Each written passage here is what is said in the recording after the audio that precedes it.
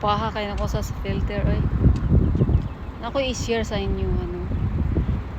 Sa tungod bitaw na ako pangita og afam no.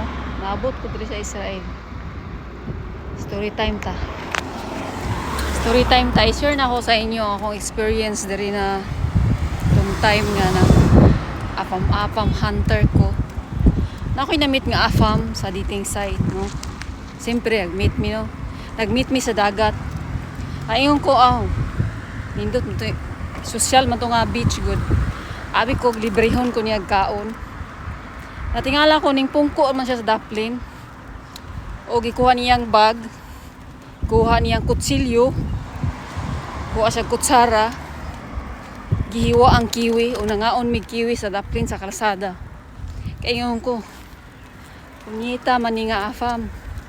Gaingon na lang unta siya di sa kaapod og coffee kay ako na lang untay mo libre. Pila ra man ang coffee tag 20 ra man na. Ayon ko, wag gyud koy ayo ani sa pag-afam-afam. May pay magpuyo. Og maora to no, ako lang isang sabay-sabayan para makauli ko. Kay mahal kayo ang pamasahe. Nya uns kinsa na mo hatod nako, sabay-sabayan na nako para na ako masakyan pauli. Og sukad ato wa na ko nag-message sa iya. Magpuyo kag balay. Way mahimo ring maghantok-hantok ta. Ning kamot ug atong kaugalingon. Dili ta masalig og hantok ug afam para mo asinso Kay dili tanan afam dato. Masortian na lang yung kung dato dyan ay muhang maafaman.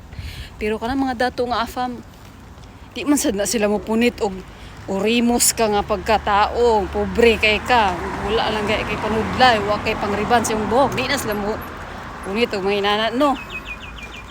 So ang solusyon maning kamot para naa kay pangriban sa imong buhok, naa kay pang pahid sa imong naong, pang magnos sa imong lotion.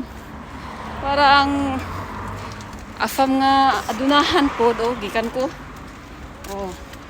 na malingki. Para ang afam nga adunahan nga imong gustong target makuha nimo. Ako wala na ko nakuha kong target nga afam kay kakalisod naman gali ko anig.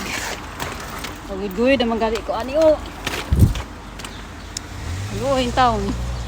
Luoyin taon ning nitibo nga naabot diri sa Israel.